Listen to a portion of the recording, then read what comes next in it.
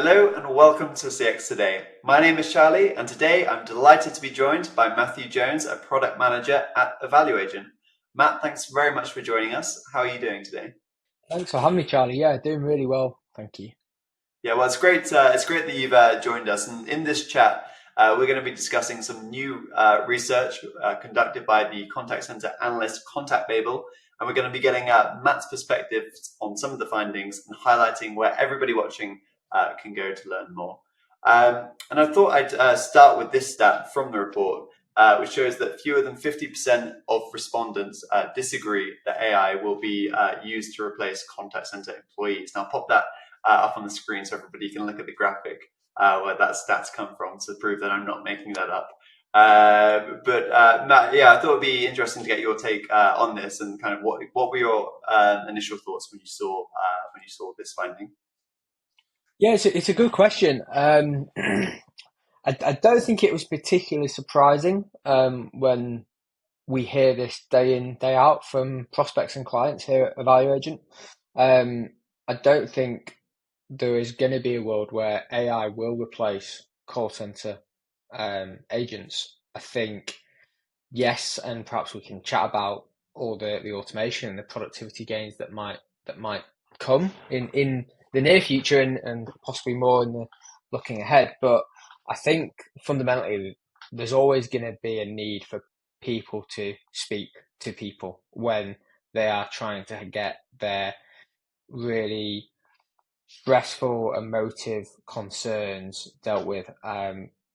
They won't want to do it with a business that just deploys AI and automation. They will want to speak with some people. And I think we're already seeing evidence of this in the consumer space with like Nationwide and others doing those adverts around not closing branches and always being able to speak to someone face to face. I think it's going to be an area whereby it's not going to change. And interestingly, I think from the research, which was surprising, if you imagine kind of technology advancements going up the chart and getting better and better over time, you'd expect that trend to also correlate with people thinking that it is going to replace agents. And what you're seeing is technology is getting better, but actually the number of people that are thinking that agents will be replaced is going down. And that potentially is where the interesting questions lie, to be honest. Hmm. Yeah, that is interesting. It's great to think about as well the fact that what skills is that gonna are going to become more imperative for the contact center agent, maybe critical thinking and that because AI will still have some barriers in terms of it's only as good as the data that's fed, and if you have no data for a query that's rarely, if ever, been kind of asked before, what can it do really? So I think there's also, yeah, as you mentioned, that need, the desperate need for the human touch, still in the contact center experience. And you kind of did kind of hint at some use cases. And I do want to kind of make the next question on kind of the possible use cases for AI within the contact center and specifically the agent experience. And there was also this interesting finding from the report, which kind of showed widespread agreement that AI will be used more to assist contact center agents in the future. So, what kind of are the most kind of effective use cases that you're seeing of that in customer service operations today?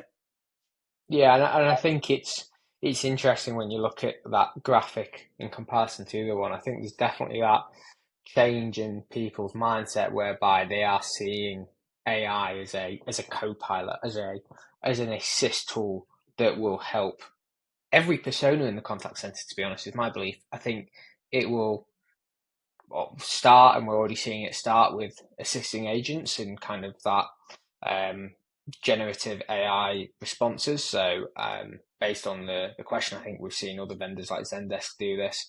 Based on the query coming into the contact center, when the agent looks at that ticket, there's already a proposed response that's been generated through the AI that the agent is simply approving rather than having to answer the query solely by themselves, through to kind of on when they're on the phone, having a kind of real time assistant coach there to help guide them through the conversations.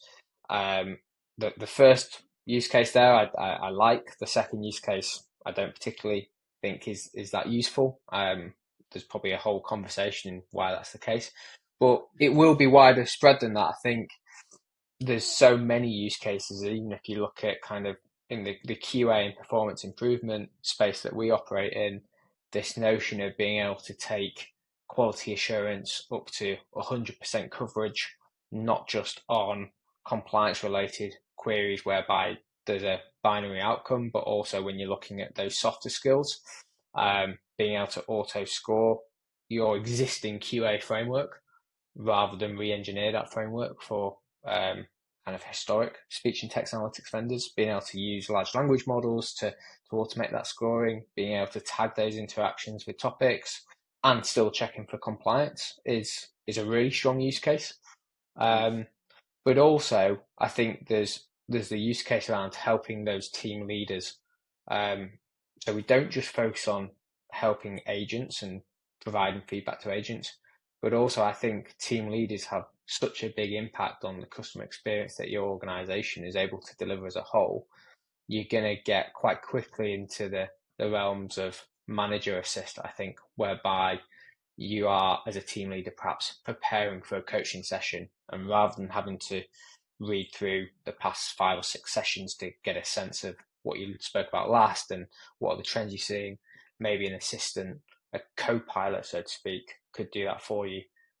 Through to when it comes to training material, and I think you see this in a lot of learning management systems now, starting to look at this around content creation. So whether that be organizational wide content creation, so for your formal training processes, but also this notion of recommended content that's generated in the moment, and it might be micro content that's generated just for that particular agent based on 5 or 6 interactions without the learning and development team having to create any content themselves. I think some of those areas are really interesting, and I think certainly in the next few years are going to have a bigger impact than those organizations that are trying to get rid of agents through AI.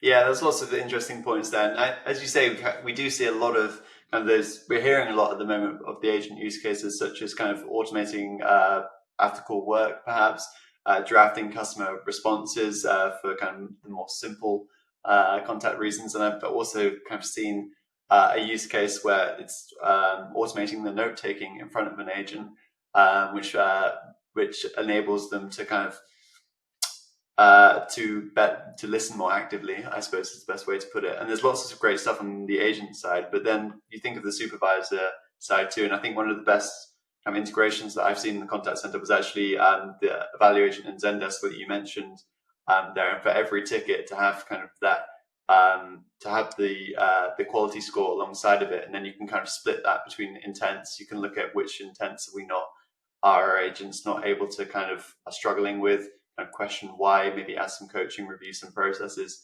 And that's the kind of basic capabilities have been there for a while, and it's great to kind of see integrations like that enabling contact centers to kind of to look at a more granular level and not just kind of improve coaching, but also to look at the processes as well. So yeah, lots of really good stuff there. And I'm sure if we talked about kind of the agent and supervisor use cases, we could be here all day. But I do want to move on as well to the next the next statistic that we took from the report. And this shows major growth in virtual agents automating the first part of a live chat interaction. And that graph's on screen now. So what impact do you think this trend of taking away simple kind of manual work, kind of the prep work for an agent there, what trend do you think that is currently having on the agent role? Yeah, it's a great question, and I think organizations are still in the stage of working out what that actually means for agents, depending on how far along that path they are in terms of deployment. Anecdotally, I think it will make agents more efficient for sure. You are taking part of that interaction away from them, and maybe, as we talked about a couple of minutes ago, maybe with those simpler interactions you can automate entirely. I think where it gets interesting though is what impact does that actually have on the agent themselves? their role will evolve. Most likely, I suspect organizations will put the expectation that they are to answer more queries in the same amount of time. But from an agent's perspective, you're going to go from maybe, if you take 10 interactions, maybe 1 in 10 of those or 2 in 10 of those interactions are going to be the really intense, really difficult conversations where it's very stressful for the agent, and it puts a lot of emphasis on empathy, and really they have to really concentrate. What would typically happen is you have, let's say, one of those interactions followed by 4 or 5 simple interactions, which are just BAU, business as usual interactions. You can almost do them in your sleep as an agent. You're not really thinking, and then a difficult one comes in again, and you've got to concentrate.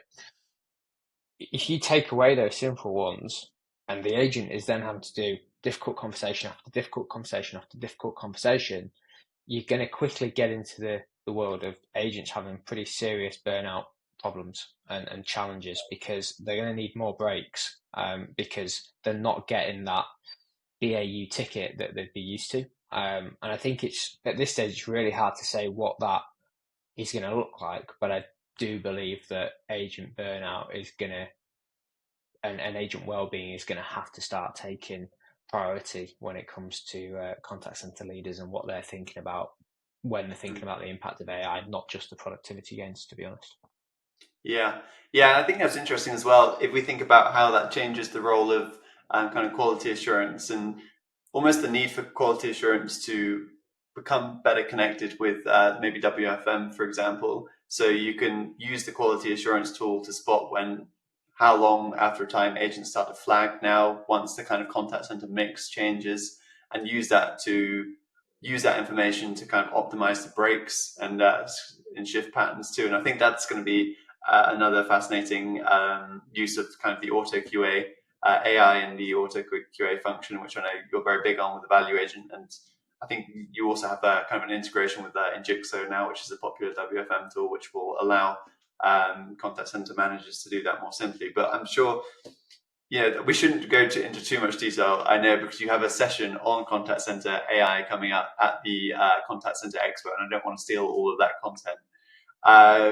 So for anybody that is maybe attending that event and kind of wants to learn more about this topic, where can they come and check out the EvaluAgent presentation? Yeah, we're doing loads at Call Center Expo, Charlie. We'll have a big stand showing off some of the cool stuff we've been working on. I think our marketing team told me it was stand CCJ40. I'm sure that will mean something to people when they look at the brochure, but it's going to be pretty big, so it should be quite easy to see. And then on the first day before my talk, so day one, we've got my colleague Chris Mounts talking all things gamification and employee engagement. So we recently released a new product called Community that encompasses gamification and also voice of the employee. So Chris is going to be talking about some of the ways in which you can gamify your contact center, then reap the rewards. That's on day one in the customer experience theatre from 2:30 till 3.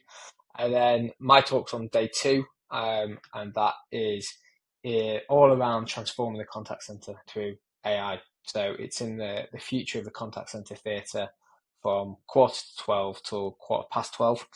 And I think there's going to be loads of talks on the subject of AI throughout the 2 days. But hopefully with my talk, I'm really going to try and aim to focus on practical ideas and advice for those contact centers who don't have millions of pounds to spend on technology, but are perhaps excited about the possibilities of using AI to help automate agent improvement rather than replace them. So if you're a contact center manager, head of QA, involved in improving the performance of your agents or the IT team, then hopefully my talk will give you some ideas as to what the future of AI might look like with regards to automating agent improvement. Yeah. So lots of really good stuff there, and I will add the links in the description. But I think what you mentioned there in terms of the word practical is very important, because with contact center AI, it's so easy to kind of boil the ocean, and we've seen quite a few sort of project mishaps through doing that, but securing those kind of low hanging fruit use cases, and there's quite a few in QA. Especially when you kind of bring conversational analytics into the mix, and I'm sure you'll talk about that during your presentation too. So yeah, lots of really good stuff there. And as I say, I'll leave some of those descriptions that you said there in the description box below. But I think maybe that's a great place to end today's conversation. So thanks very much for joining us today, Matt. No worries. Thanks for the invite, Charlie. Excellent. And also thanks to everybody for watching. Bye for now.